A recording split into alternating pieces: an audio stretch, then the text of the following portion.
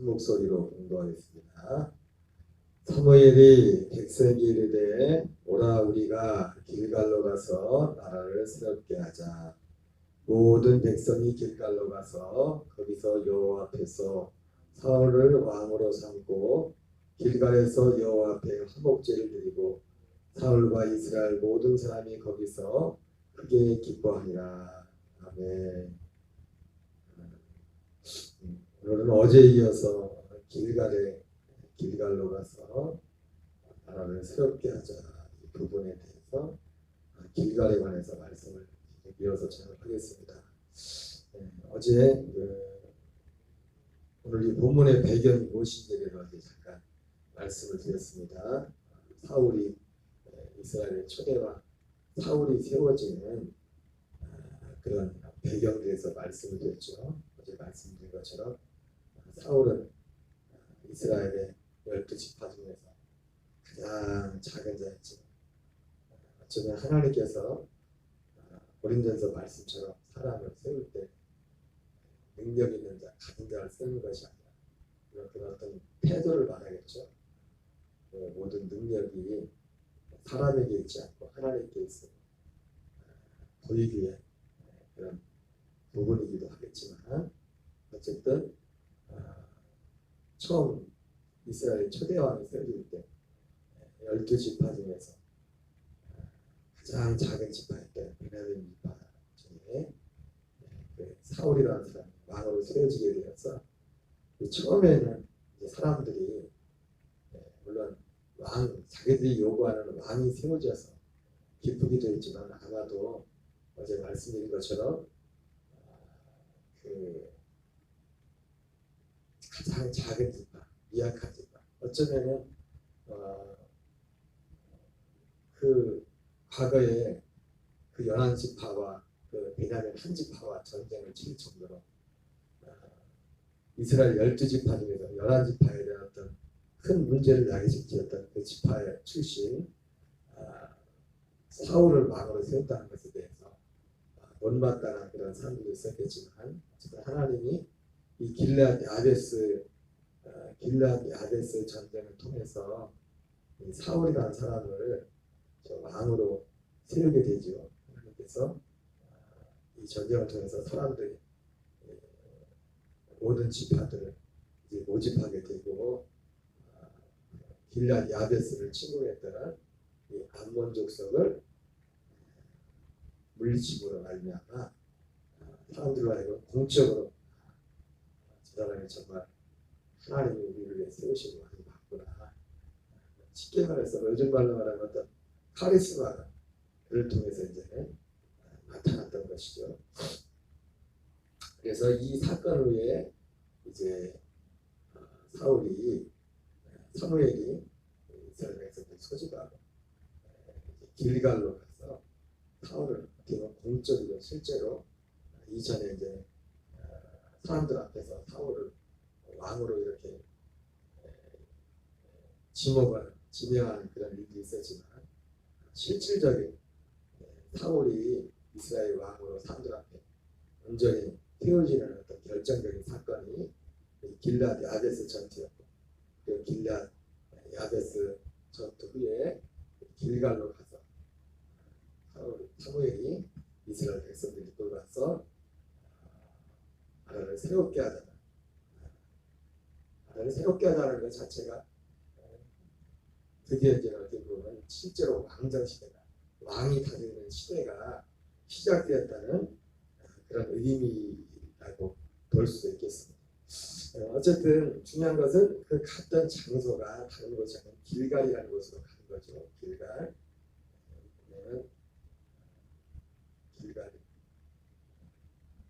길갈로 가서 길갈에서 나라를 새롭게 하는 그런 일들이 벌어지고 길갈에서 길갈은 어제 말씀드렸던 것처럼 길갈은 굉장히 중요한 곳이라고 했습니다. 길갈이라는 것은 이스라엘 백성들에게 있어서는 물론 사사시대는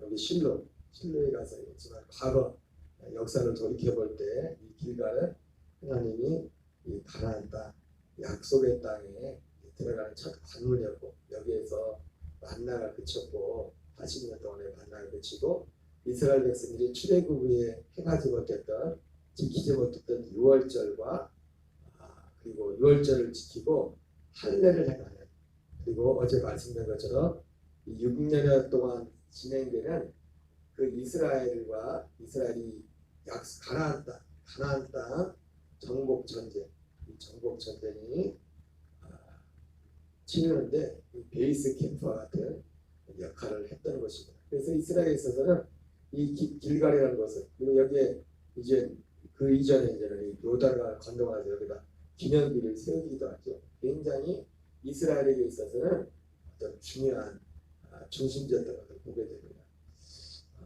그런데 어쨌든 오늘 이 길갈에 가서 나라를 새롭게 하려는 사건이 나오는데, 근데 이 길갈이라는 것이 이렇게 중요한 것이고 하나님이 함께한 어떤 장소이기도 했지만은, 오늘 위에 보면은 마치 길갈이라는 장소는 어떤 면에서 보면은 이 성경을 보다 보면은 마치 과거의 사사시대에 이스라엘이, 여러분 법궤라는 것은 우리가 실제로 하나님 자신을 상징하는 거죠. 그리스도를 상징하는 것이라고 이렇게 말씀을 드렸었는데, 이 법궤라는 어떤 그것이 하나님의 임재와 하나님이 함께 하시는 어떤 표징이 되었지만, 그러나 그것이 항상 그런 것은 안 했습니다. 법궤가 중요하지만 법궤만큼 중요한 것이 뭐냐면, 법궤 앞에 서 있는 그 이스라엘 백성들의 믿음이 굉장히 중요했죠. 그래서 나중에 이 이스라엘 백성들이 블레셋과 아벡과 에베네셀 전투를 치를 때, 그들이 이 첫 번째 전투에서 패배를 하죠. 그래서 4,000명 정도가 이제 죽임을 당하고 나니까 그 장로들이 어떻게 합니까? 실로에 있는 법궤를 가지고 오게 합니다. 그래서 과거에 법궤를 앞장서고 갈 때 그 전쟁에 승리했던 것처럼 이번에도 법궤를 가지고 나가면 전쟁에 승리할 줄 그렇게 알고서 법궤를 가지고 갔지만, 그러나 전쟁에서 처음에 4,000명이 죽었지만 이제 그 법궤를 가지고 나가면 오히려 3만여 명이 죽임을 당하고 홈리와 비나스 그리고 엘리까지 죽임을 당하는 처참한 큰 패배를 겪게 됩니다. 그래서 그걸 통해서 그 법궤라는 것이 이스라엘 백성들의 그 어떤 기대 가운데서는 그런 어떤 법궤를 가지고 하면은 승리할까라는 어떤 기대감이 있었던 것처럼, 이 성경을 보면은 마치 길갈이라는 이 장소도 어떤 여기는 여러 가지 의미가 있겠죠. 길갈에 가서 이렇게 하자고 할 때는 어쨌든 그 믿음의 선배들, 자기들의 조상들이 이 과거에 애굽을 건너와서 그 여러 과정을 거쳐서 이 길갈이라는 곳에 베이스 캠프를 치고 하나님의 약속이 이루었던 그것을, 그들의 어떤 마음과 그 태도와 어떤 정신을 다시 한번 자기들도 가다듬겠다는 그런 어떤 마음도 있었겠지만은, 그러나 이 길갈이라는 장소가 마치 법궤를 미신적인, 여러분 결코 우리의 신앙은 미신이 아닙니다. 우리의 믿음은 하나님과 우리와의, 그리고 하나님의 약속 가운데서 주님이 원하는, 그리고 우리의 믿음이라는 것을 통해서 단순히 우리가 이 땅의 어떤 부귀 영화를, 이 땅의 것들, 주님을 믿는 믿음이라는 것들을 이용해서 마치 이방인들과 같이 이 세상의 것들을 어떤 취하기 위한 방법과 수단이 믿음이 아닙니다. 믿음은, 우리의 믿음의 목적은 우리가 육을 갖고 있기 때문에 이 땅에 어떤 무엇인가도 필요하겠지만 하나님 자신과 하나님 자신이 우리에게 약속하신 그 약속, 그 생명 안에서 행하는, 오직 생명 안에서 행하는 그것 자체가, 예수님께서 하나님 입장에서도 마치 예수께서 우리를 주고사 우리로 하여금 다른지 깨든지 주님과 함께 살게 하기 위함이라고 말씀했던 것처럼, 우리의 믿음의 오직 유일한 목적은 예수님이 우리를 위해 죽으신 그 목적이 그러하듯이 우리의 목적 또한 자든지 깨든지 주님과 함께 살기 위한 것입니다. 이것이 우리의 삶의 목적입니다. 그 어떤 것도 이것보다 앞서서는 안 됩니다. 그 어떤 것도 이것 위에 다른 것이 우리의 진짜 근본적인 목적이 된다면 그것은 우리의 믿음이 잘못된 것입니다. 그것을 그런데 오늘 이 길갈이라는 것, 이 법궤라는 것도 이 목적이 온전하지 못할 때 마치 이것이 미신적인 그런 것들로 전락하는 그런 경우가 있거든요. 이 길갈도 오늘 본문의 말씀은 이제 나라를 세우는 사울이 나라를 세우는 그런 장면이기도 하지만은 그러나 사울이 이 후에 사울의 믿음이 어떤 변질되게 되는 어떤 사울의 믿음이 변질된 어떤 모습들을 보여주게 되는데 그것이 바로 블레셋과의 그 다음 이제는 블레셋과의 전쟁이 하나님 그 13장에 3월상 13장에 이제 블레셋과 전쟁하는 이제 사건이 나오게 되는데 그때 사울이 어떻게 합니까? 길갈에 가서 사울도 길갈로 갑니다. 길갈로 가서 이제 사무엘을 이제 기다리는데 이제 제사 드리고 이제 전쟁을 하려고 제사 드리려고 하는데 사무엘이 오기 전에 너무 이제 급한 나머지 자기가 먼저 제사를 드리게 됩니다. 제사.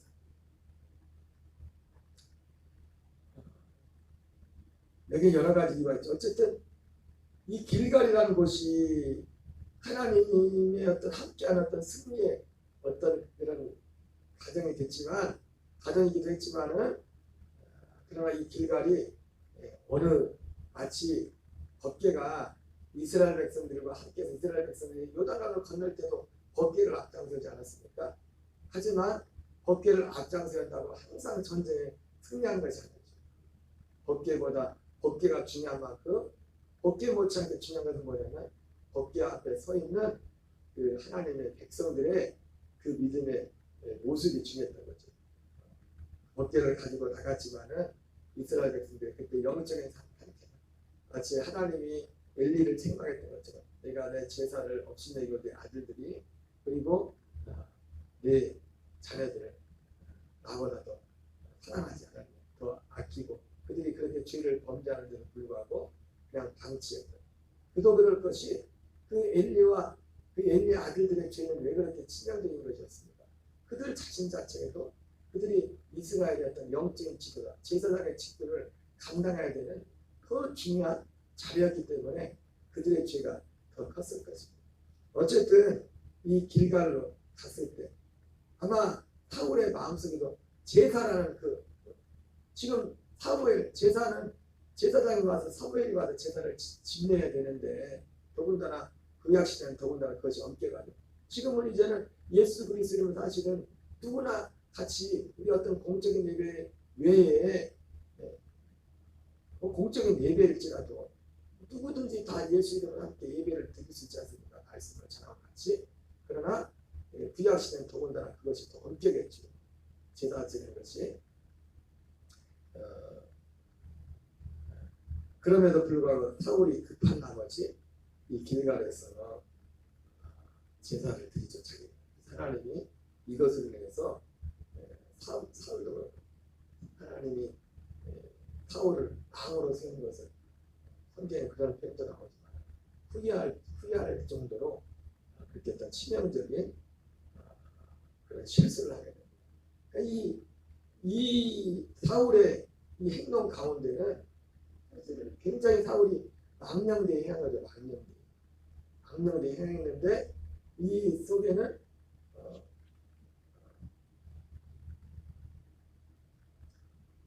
사울이 벌써 그 믿음이 여러 가지로 빗나가 있었죠. 결국 사울은 하나님께 이제 버림을 받게 되죠. 사울이 하나님께 버림을 받게 되는 여러 가지 그 이후에도 이 사무엘상 13장의 사건이 그렇다고 바로 사울이 이 사무엘상 13장 사건을 해서 바로 사울이 하나님의 버려지고 그런 건 아닙니다. 그 이후에도 꽤 오랜 동안 왕의 자리를 유지하고 있었지만 이미 사울은 이 사건을 해서 세상 말로 말하면 하나의 눈 밖에 다른 겁니다. 하나님의 어떤 약속 때문에 일정한 기간 동안에 사울이 그런 자리는 유지했지만 그 이후부터 사울에게 악심이 임하는 그런 일들이 있었고 괴롭힘 일이 있었고 나중에 결정적으로 15장에 보면 이제는 아말렉과의 전쟁 그 통해 그때에도 불순종하고 우리가 잘 아는 순종의 제사보다 낫다는 그런 말씀이 나오면서 결정적인 뭐 그 사건은 이 사건으로 한참이 일어나는 거지만은 그런 일들이 있게 됩니다. 궁극적으로 사울이 이 길갈이라는 곳에서 사울이 시험을 받게 됐지만 길갈이라는 곳 역시 여러 가지 의미가 있는 것이지만은 법궤가 말했던 것처럼 어떤 장소나 어떤 물건이나 이런 것들이 우리에게 미신적인 결코 우리의 믿음은 미신적인 그런 미신이라는 것이 뭡니까? 미신의 목적은 결국은 어떤 우리가 믿는 믿음의 대상 그 대상과의 관계가 목적이 아니라 미신과 참신앙의 차이가 뭡니까? 미신은 그 어떤 믿는 믿음의 대상이 목적이 아니라 그걸 통해서 대상은 수단이고 그걸 통해서 어쨌든 뭔가 어떤 일만을 이루어내면 되는 것이 미신입니다. 사울이 사실은 길갈에서 이러한 행동을 하는 것이 어떻게 보면 망명적인 행동, 미신적인 행동이 미신적인 행동. 여러분 우리는 우리의 믿음에 있어서 항상 제일 먼저 해야 되는 것은 뭐냐면 하나님을 통하여 하나님의 어떤 도움을 받는 것 그것도 중요하지만 주님의 도움과 주님의 인도하심이 우리에게 정말 중요하지만은 그것보다 항상 중요한 것은 뭐냐면 그분과 우리와의 관계 그분과 우리와의 아까도 앞서도 말씀드린 것처럼 언약적인 그 관계 안에서 온전히 행하는 이것이 우리의 삶의 제일의 목적이 되는 것입니다. 사울이 이것을 놓쳤을 때 사울은 하나님께 버림받고 크게 보면 사울이 이 세 가지 문제가 있게 됩니다. 나중에 방금 나온 것처럼 길갈에 가서 그가 제사장이 오기 전에 제사장이 오기 전에 자기가 제사를 지낸 이유가 뭡니까? 사람이 블레셋은 앞에 오고 사무엘은 오지 않고 사람이 흩어지고 있다. 사람이 흩어짐을 보고서 사울이 자기가 하지 말아야 될 그런 제사를 드리게 됩니다. 사람을 따르는 그 어떤 상황에서 왜냐면 우리는 모든 상황 속에서 오직 우리의 만족과 우리의 도움은 오직 하나님 자신이 되어야 될 줄 믿습니다. 그리고 사울이 나중에 보면은 이제 처음에는 그렇지 않았는데 길갈에서 처음 마음을 써줄 때는 그렇지 않았는데 후반부에 가면서 이러한 면들이 있었고 그리고 어떤 인본주의적인 부분들이 있었죠. 앞서 말씀드린 것처럼 사무엘상 15장에서 아말렉과의 전쟁으로 자기 마음대로 자기 생각으로 하나님께서는 아말렉 족속을 다 멸하라고 했는데 다 멸하라고 했는데 그 아말렉 짐승까지 다 멸하라고 했는데 좋은 것을 가지고 와서 그래서 그것을 하나님은 우상 숭배와 같은 것이라고 이렇게 책망을 하죠. 인본주의들. 그리고 사울이 갈멜이라는 곳에 가서 어떤 일이 있고 나면 기념비를 세우는 자기를 위해서 기념비를 세우는 그런 명예욕이라고 할까요? 수단적인 그런 것들이 사울에게 있었던 것을 보게 됩니다. 이걸 보면서 길갈이라는 곳은 사실은 새삼스럽지만 오늘 사울이 길갈에 가서 나라를 사무엘이 오늘 아까 봤던 처음에 사울이 세워질 때 길갈에 가서 나라를 새롭게 하자 이렇게 말했는데 사실 길갈은 어떤 곳입니까? 길갈은 여러 가지 의미가 있지만 우리가 지금으로 하면 길갈이라는 장소는 우리가 예수 그리스도와 함께 정말 죽었다고 하는 그런 어떤 하나의 실제로 확증하는 상징적인 장소가 되는 것이 길갈인 겁니다. 상징적인 장소. 앞서 말씀드렸죠. 길갈에서 요단강을 건너고 물론 요단강 건너는 것 자체도 할례였죠. 죽음을 상징했죠. 마치 홍해를 건너는 것이 출애굽 1세대가 홍해를 걷는 것이 고린도서 10장에 그것을 세례라고 할례라고 말했던 것처럼 출애굽 2세대에 있어서 역시 요단강을 건너는 것은 어떤 경우는 더 실질적인 할례였습니다. 출애굽 후에 홍해를 건너는 그 사건은 어차피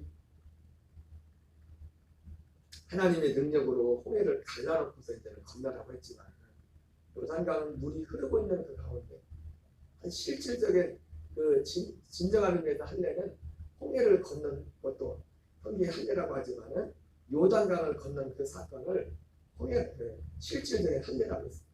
실질적인 죽음이죠. 지금 물이 지금 비관에서 그때 우기 때나 요단강도 가득 차있는 그때에 맨등식으로 거기를 어떻게 건너요?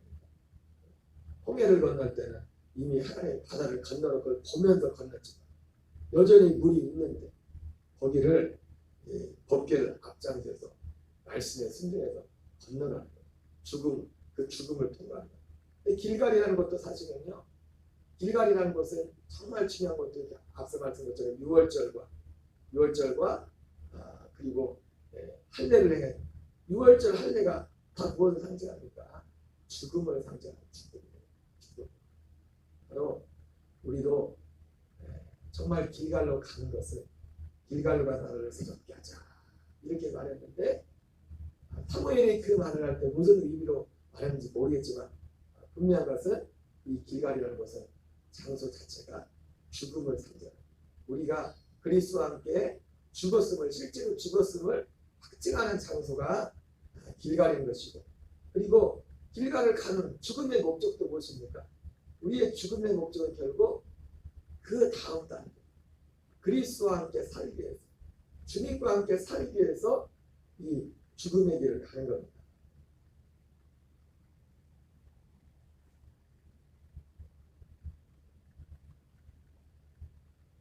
그래서 우리도 이 자리로 가야 됩니다. 히브리서 13장 11절 13절에 보면 그런즉 우리도 그의 치욕을 짊어지고 영문 밖으로 그에게 나아가자 이렇게 말씀하고 있습니다. 여러분 우리의 목적은 앞서 말씀드린 것처럼 하나님을 통해서 뭔가 우리의 인생의 유익을 누리고자 하는 그것이 우리의 근본적인 목적은 아닙니다. 우리의 근본적인 목적은 주님과 함께 사는 거예요. 주님과 함께. 그래서 그것을 위해서 먼저 우리도 사무엘이 처음 사울을 세울 때 왕으로 세울 때 길갈로 가서 나라를 새롭게 하자 말했던 것처럼 길갈을 가야 됩니다. 새롭게 하기 전에 먼저 해야 될 먼저의 과정이 뭡니까? 죽는 겁니다. 사울은 이 죽음의 문제를 자기 자신의 죽음의 문제를 자기 자신이 하나님 앞에서 죽어야 되는 이 문제를 해결하지 못했습니다. 그래서 사람들의 흩어져. 우리가 예수 그리스도와 함께 죽는다는 것은 결국 뭡니까? 우리의 오늘 이 시대에 오늘 우리의 삶에도 이 믿음의 길갈이 있어야 됩니다. 믿음의 길갈이 있다는 게 뭡니까? 사울이 그런 상황 속에서 사울은 자기가 그걸 해결하지 못해서 그 믿음의 길갈이 없어서 제사장인 사무엘이 오기 전에 먼저 자기가 인간적인 방법으로 하지 말아야 될 제사를 드립니다. 사람이 흩어지는 거예요. 그러니까 우리가 어떤 환경, 어떤 형편에서도 우리에게 항상 있어야 될 거 뭡니까? 우리는 항상 주님 앞에 서 있어요. 그 어떤 것들도 우리의 마음을 흔들어서 안 돼요. 우리의 마음이 그 어떤 것에도 흔들려서는 안 되는 거예요. 세상의 명예도 그리고 어떤 인간적인 인본주의적인 생각도. 그래서 항상 우리가 기도해야 돼요. 항상 주님의 성령의 어떤 것을 결정하고 판단할 때 우리 인간적인 어떤 지식이 아닌 하나님의 지혜를 통해서 해야 될 줄 믿습니다. 앞서 말씀드린 것처럼 우리가 이 길갈은 우리가 죽는 것입니다. 그리스도와 함께 죽는 것입니다. 옛사람이 죽는 것입니다. 그것은 결국 우리가 그 다음 단계 하나님의 약속에 하나님의 열매로서 그리고 새 생명 가운데 행하기 위한 것이라고 말씀했습니다. 여러분 우리의 믿음의 오직 목적은 이것이 우리의 믿음의 목적입니다. 우리의 믿음의 목적은 오직 이 새 생명 가운데 행하는 것이 이것이 목적이 됩니다. 이것이 목적이 됩니다. 어제도 말씀드렸지만 기본 족속을 하나님의 소중히 여겼던 거죠. 기본 족속뿐만 아니라 그러니까 이걸 보면서 생각나는 사람이 룻입니다. 룻이 아직 젊고 아직 세상적으로 제가 즐길 수 있는 모든 것이 다 있었지만 그것을 포기하고 하나님과 하나님의 백성을 선택했습니다. 그러니까 베들레헴에 들어왔을 때 보아스가 그렇게 말하지 않습니까? 보아스가 룻기 2장 12절 보면 같이 한번 읽어볼까요? 여호와께서 내가 행한 일에 보답하시기를 원하며 이스라엘 하나님 여호와께서 그의 날개 아래 보호를 받으러 온 내게 온전한 상 주시기를 원하노라. 이렇게 그의 삶을 하나님이 그렇게 소중히 생각했던 거죠. 오늘 우리의 삶에서 우리가 진정한 길가, 목적은 하나님이다. 길가에 가는 목적은 나는 사람으로도 죽고 하나님의 약속에 하나님의 열매가 되어서 살기 원하는 그 갈망으로 주님을 그 믿음을 선택합니다. 하나님 보실 때는 그 사람을 그 믿음을 무엇으로 여기는 거예요? 기본적 속이 선택한 그 믿음을 소중히 여기는 것처럼. 그리고 오늘 이 룻의 이 믿음의 선택, 그 앞에 믿음의 선택이 나오지 않습니까? 하나님과 하나님의 백성을 선택하는 그 소중히 여기는 것처럼 오늘 하나님이 우리의 그 믿음의 중심을 가장 소중히 여기고 우리도 그것이 목적이 되었습니다. 오늘도 오직 그 믿음 안에서 승리하는 저와 여러분 되시기를 주의 이름으로 축원합니다. 우리 주기도문으로 같이 했습니다. 하늘에 계신 우리 아버지여, 이름이 거룩히 여김을 받으시오며 나라의 가옵시며 뜻이 하늘에서 이루어진 것 같이 땅에서 이루어지이다. 오늘날 우리에게 일용할 양식을 주옵시고 우리가